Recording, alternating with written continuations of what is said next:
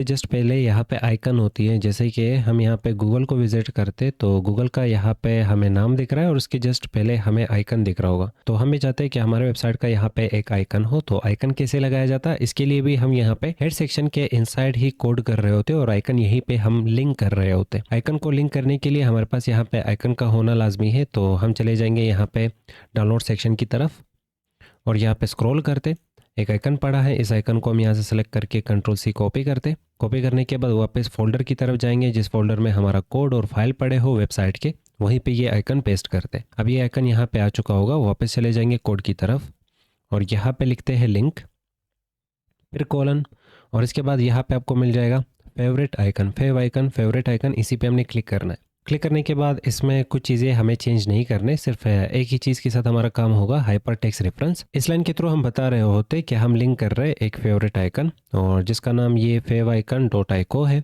और इसका रिलेशन होगा इस वाले वेबसाइट के साथ या तो डॉक्यूमेंट के साथ शॉर्टकट आइकन का, और इसका टाइप इमेज एक्स आइकन आ रहा है। पर हमें यहाँ पे हाइपर टेक्स्ट रेफरेंस ये चेंज करना होगा क्योंकि यहाँ पे जो इमेज का नाम है वो ncs.png है, पर यहाँ पे कुछ और आ रहा होगा।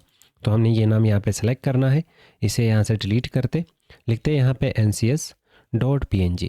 ये लिखने के बाद यहाँ पे ये नाम हमने मैच करना है, जैसे ही मैच कर लिया इसके बाद हम चले जाएंगे वापस वेबसाइट की तरफ। तो टॉप पे हमें यहाँ पे आइकन दिखाया जा रहा है। अगर हम यहाँ पे आइकन का जो लोकेशन है वो चेंज करेंगे, जैसे कि मान लें गुड प्रैक्टिस यही होती कि आप एक फ़ोल्डर बना लें और उसमें आइकन्स वगैरह या जो इमेजेस वगैरह है वो आप अलग रखेंगे, कोड से अलग करेंगे उन्हें। तो मैं यहाँ पे लिख लेता हूँ मीडिया, इंटर करेंगे और ये आइकन उठा के कुछ इस तरह से ड्रैग एंड ड्रॉप करते हैं मीडिया वाले फोल्डर की तरफ और यहाँ पे मूव। तो यहाँ पे हमें वापस आइकन नहीं दिखाया जा रहा क्योंकि हमने लोकेशन गलत बताया। अब